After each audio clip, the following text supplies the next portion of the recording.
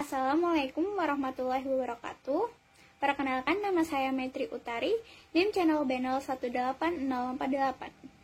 Saya akan mempresentasikan syarat-syarat untuk menjadi seorang sekretaris beserta tugas sekretaris. Sekretaris merupakan seorang karyawan yang bekerja untuk membantu pimpinan dalam tugas-tugas kantor. Seorang sekretaris harus mampu berpikir untuk mengidentifikasi sebab dan akibat setiap kali menghadapi masalah dan dapat mencari solusinya dengan tepat. Seorang sekretaris harus mempunyai komitmen terhadap tugas sebagai orang yang dapat dipercaya pimpinan untuk menjaga nama baik perusahaan. Seorang sekretaris yang bekerja di suatu kantor diharuskan memiliki bekal ilmu pengetahuan sehingga pelaksanaan tugas dan fungsi kesekretariatan akan berjalan dengan baik. Persyaratan sekretaris terbagi menjadi dua aspek. Yang pertama yaitu syarat-syarat umum. Syarat-syarat umum meliputi sikap kepribadian. Kepribadian sekretaris sangat penting dikembangkan secara terus-menerus untuk membangun profesionalisme, agar sekretaris mampu membawa dirinya ke dalam hal yang lebih baik di hadapan pimpinan, rekan kerja, dan pihak luar. Selanjutnya yaitu sifat-sifat mental. Seorang sekretaris harus memiliki mental yang kuat untuk dapat menghadapi berbagai persoalan dan tantangan dalam melaksanakan tugas-tugasnya. Untuk itu, diperlukan adanya suatu sikap yang positif. Sikap-sikap itu meliputi teliti, penuh inisiatif, kreatif, selanjutnya kemampuan berbicara. Terkadang seorang sekretaris diminta untuk menemani atasan untuk melakukan presentasi menggantikan pimpinan. Karena itu, sekretaris harus mampu mengemukakan ide-ide kepada pihak lain dengan menggunakan bahasa yang dapat diterima dan dimengerti. Suara terdengar jelas dan tidak monoton. Selanjutnya, sekretaris diharapkan dapat membiasakan diri untuk dapat bergaul dengan siapapun serta berani mengungkapkan pendapat dalam keadaan situasi yang bagaimanapun. Berikutnya yaitu kesehatan yang baik. Seorang sekretaris harus dapat menjaga kesehatannya, sebab kesehatan yang baik akan mempengaruhi prestasi dan hasil kerja. Selanjutnya, sikap dan tingkah laku. Seorang sekretaris seringkali berhadapan dengan banyak orang, baik itu dalam perusahaan maupun dari luar perusahaan. Untuk itu, seorang sekretaris hendaknya mampu menjaga sikap dan tingkah laku. Sikap dan tingkah laku yang diperlukan untuk dapat menjaga citra diri seorang sekretaris antara lain sopan, ramah, dapat dipercaya, dapat bekerja sama, setia, cepat, rajin, penuh perhatian, baik hati, bijaksana, dan penuh inisiatif. Syarat-syarat yang kedua untuk menjadi sekretaris yaitu syarat-syarat khusus.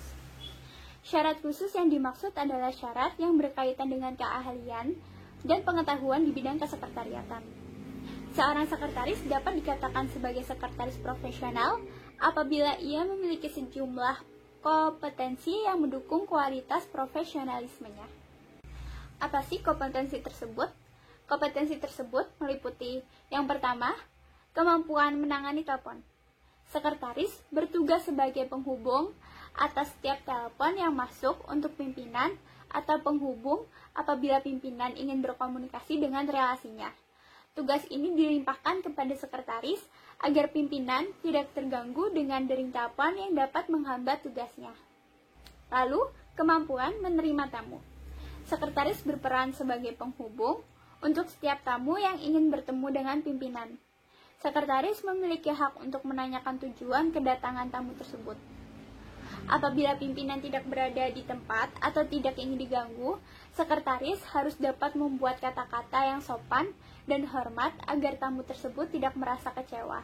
Berikutnya yaitu kemampuan menangani alat tulis dan perlengkapan kantor. Pekerjaan ini dilakukan sehubungan dengan tugas sekretaris yang berkaitan dengan pengelolaan perlengkapan kantor.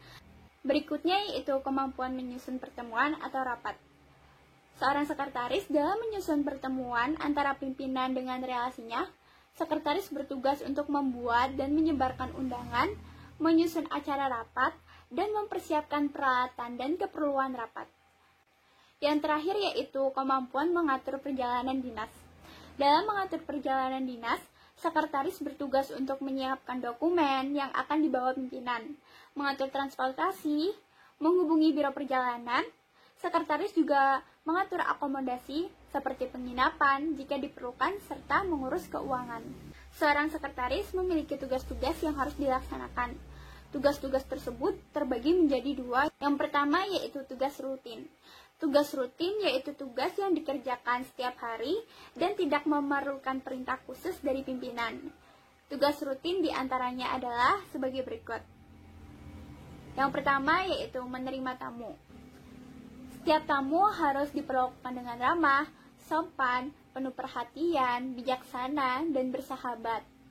Karena sekretaris merupakan penyaring para tamu yang akan bertemu dengan pimpinan, untuk itu, sekretaris wajib mengetahui nama tamu yang datang, dari perusahaan mana, dan maksud kedatangannya. Berikutnya yaitu pengurusan surat masuk. Tugas pertama seorang sekretaris tibanya di kantor yaitu memeriksa ada tidaknya surat masuk. Surat-surat tersebut diletakkan di dalam map, atau apabila surat itu sifatnya penting atau mendesak dan membutuhkan perhatian pimpinan dengan segera, surat tersebut dapat diletakkan di atas meja pimpinan di tempat yang mudah dilihat oleh pimpinan. Berikutnya yaitu bertelepon.